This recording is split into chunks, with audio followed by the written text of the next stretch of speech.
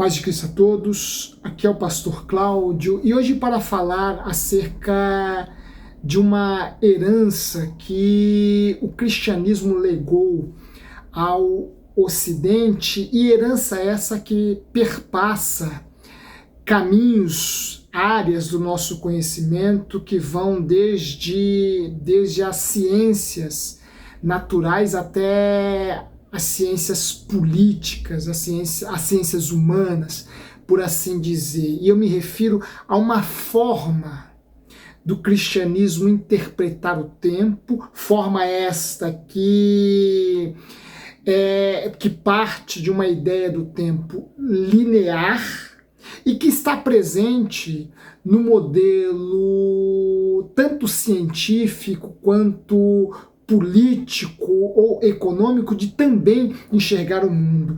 Nós, ocidentais, devemos ao cristianismo esta concepção de tempo e eu vou me ater alguns minutos sobre ela, mas antes eu quero te convidar para se inscrever em nosso canal. Esse é um espaço por meio do qual nós propomos levar o Evangelho do Cristo a partir de uma concepção mais objetiva, mais fiel ao texto, buscando sempre uma interpretação consistente, uma interpretação sólida daquilo que Cristo nos ensinou.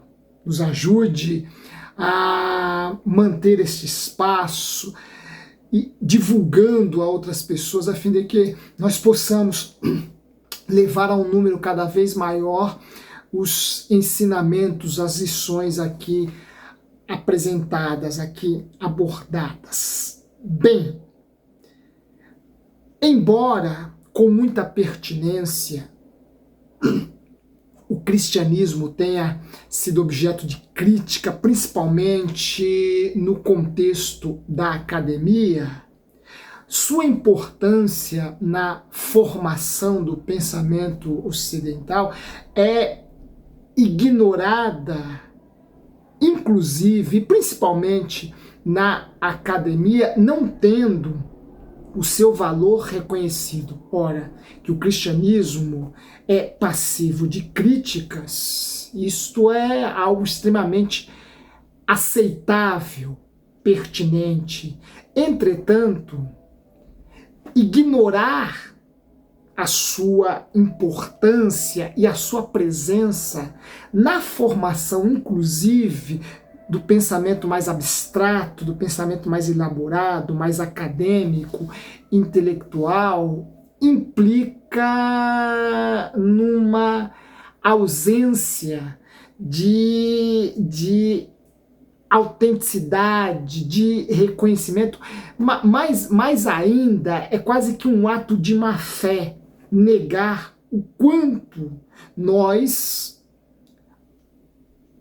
dentro dessa concepção mais elaborada de pensar o mundo, que se diz acadêmica, intelectual, nós somos devedores do cristianismo e ainda estamos ligados a ele. E um exemplo dessa relação cristianismo, formação do pensamento ocidental, se dá dentro dessa concepção, deste modelo criado pelo cristianismo de interpretar o tempo a partir de uma linearidade, a partir de uma sequência que tem um princípio que também tem um fim.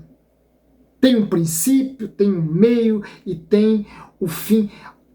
Perspectiva essa, linearidade esta, que é uma herança do cristianismo. Quem observa isso com muita agucidade, com muita perspicácia de raciocínio, é o professor Humberto Galimberti, que identifica nesta concepção linear de se interpretar o tempo, o quanto que o cristianismo está presente nas ciências, em outras formas do conhecimento. Bem, em que medida para o cristão, ou para o pensamento cristão, o tempo é linear.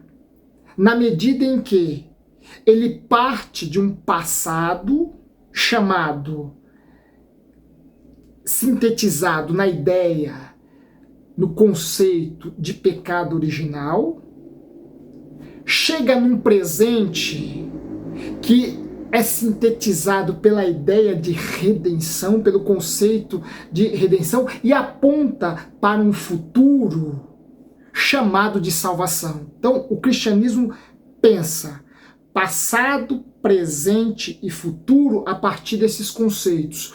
O conceito de pecado original, que nos reporta ao passado, o conceito de redenção, que é atualizado, presentificado, e o conceito de salvação, que é o escatom, que é a finalidade, que é o futuro.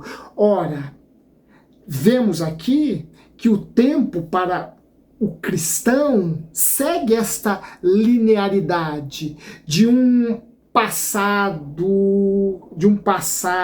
conflituoso, um presente que propõe uma reparação e um futuro que defende uma plenitude. Essa concepção de mundo, essa concepção linear, que é uma concepção cristã, está muito bem alegorizada naquele que é considerado o maior poema cristão, que já foi considerado inclusive o quinto evangelho pelo cardeal Ratzinger, que é a Divina Comédia de Dante, né? Na Divina Comédia nós temos a primeira parte, o inferno, portanto, a escuridão. Na segunda parte nós temos o purgatório, um processo de redenção. E por fim nós temos o paraíso, a glória definitiva. Ora, vemos aqui por meio da alegoria, por meio da poesia, o quanto que essa concepção de tempo linear é cara ao cristão. Mas como podemos identificá-la nas outras, nas ciências, nas outras formas do conhecimento? Ora, nas ciências naturais nós podemos identificar essa mesma linearidade quando a ciência parte de um passado acientífico sintetizado pela ideia de ignorância.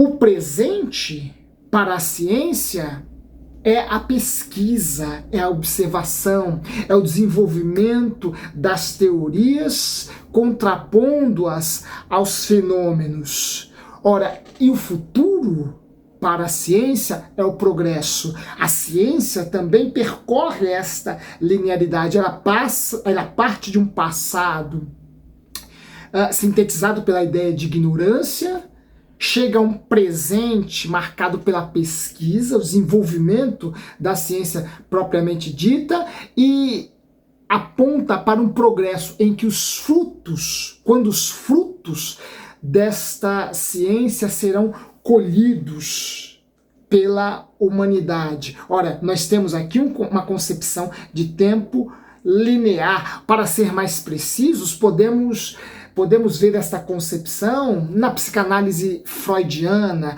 Ora, Freud parte de um passado que é o trauma, de um presente que é a análise e de um futuro que é a superação do trauma, ou seja, a cura.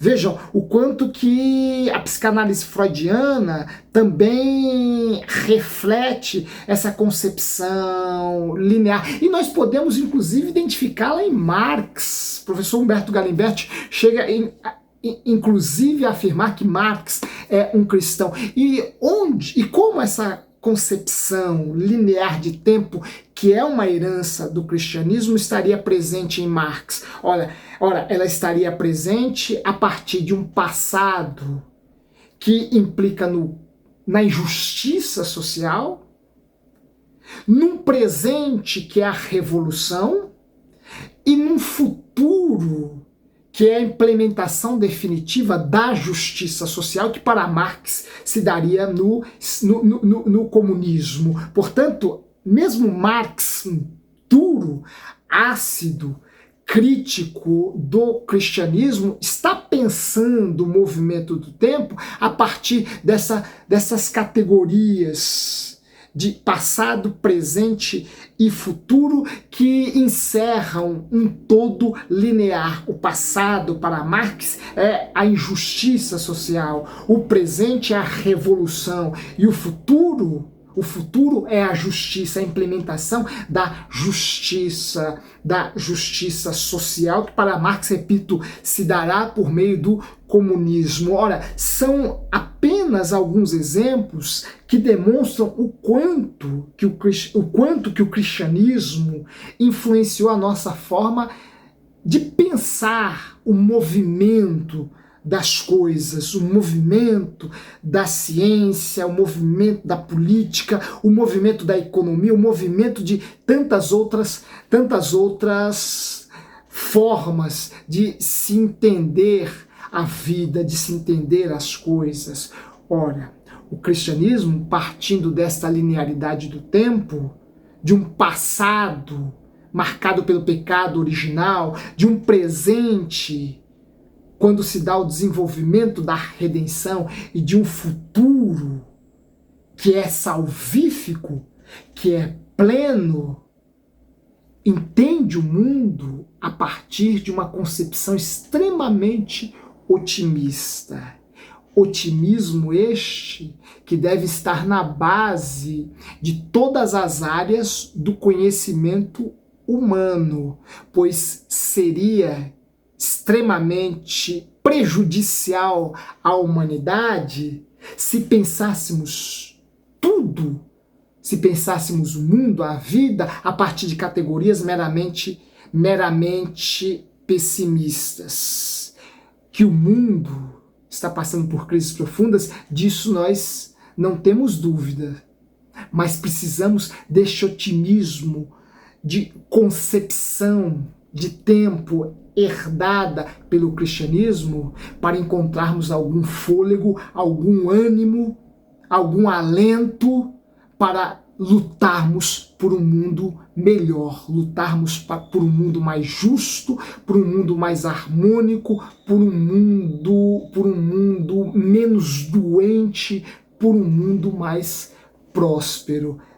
Esta concepção linear de tempo encerra uma visão sobre o todo, que é, acima de tudo, uma visão otimista. E este otimismo que atravessa essas formas de conhecer, as nossas formas de pensar o mundo científica e politicamente, deve ser cultivada por nós, porque só ela nos renova a força para continuarmos militando